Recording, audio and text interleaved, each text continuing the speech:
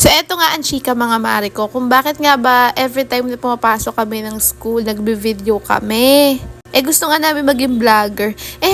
Hindi mga mare ko, gusto kasi ni Madam Hili na napapanood nga daw yung sarili niya na naglalakad siya. Siguro napaproud siya kasi nga mga mare ko, before kaming ganyan na sitwasyon, ganito nga kami, nag-i-stroller kami papasok ng school. Sa mga hindi nga nakakaalam mga mare ko, si Hili kasi ay diagnosed ng focal epilepsy noong 2021 pa. So yung condition niya kasi mga mare ko is nangihina nga yung tuhod niya, madali siyang mapagod, and madalas nga nagkakasakit siya. So ayun nga mga mare ko, ginawa namin siya ng solusyon, which is itong iatid nga namin siya sa stroller. Baka sabihin nyo, bakit hindi na lang kayo mag-tricycle? Mare ko, napakamahal ng singil, 30 pesos. Isipin mo na lang yun, i-times mo yun ng ilang araw, diba? Sayang din. So yan, lagi ko na lang siya ini-stroller dyan. Pero lately nga lang, nag-complain na siya sa akin. Ang sabi nga niya sa akin, wag na daw siya mag-stroller kasi nga daw, nahihiya na raw siya. Minsan nga mga mare ko sa school, siguro mga nasa grade 6 na yung bata, ang sabi nga sa kanya, ayan na, may pilay na. Dadaan na. Siguro mga mare ko, doon sa part na yun, nahihiya talaga siya na may mga ganun nga talaga. Tas minsan may mga baby tawag sa kanya, baby, kahit na mas matanda siya doon. So,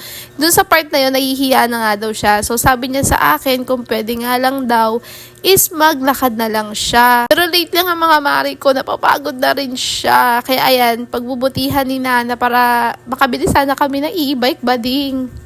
Yun yung plano ko. Meron naman kaming bike, kaso nga lang, etong school is pababa kasi siya guys. Tapos may crossing pa dyan na delikado na madalas may patintero ng mga tricycle. So, delikado. Kaya hindi rin kami makapag-bike. Yung bike pa namin mataas, tas ako, 411. So, wala na. Madidiskrasya kami, wag na. Parehas pa kaming PWD. So, wag na talagang subukan. So, hanggat maaari, hanggat makakaya, pinipilit niya maglakad.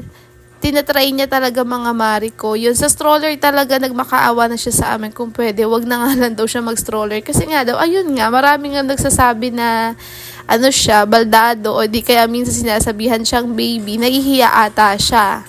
So, yun lang naman yung chika ko mga mare ko for today's video. Sana nag-enjoy kayo and nasagot ko yung tanong nyo, bakit nga ba kami madalas nagbi-video pag naglalakad? Gusto lang ni Madam Hiling mapanood yung sarili niya. Siguro napaproud nga siya sa sarili niya, diba? Tatry ko pa rin mag-mini vlog mga mare ko. Malay nyo dito tayo ma-monetize and makabili na tayo ng e-bike ni Madam Hiling na hindi na nga siya naglalakad, diba?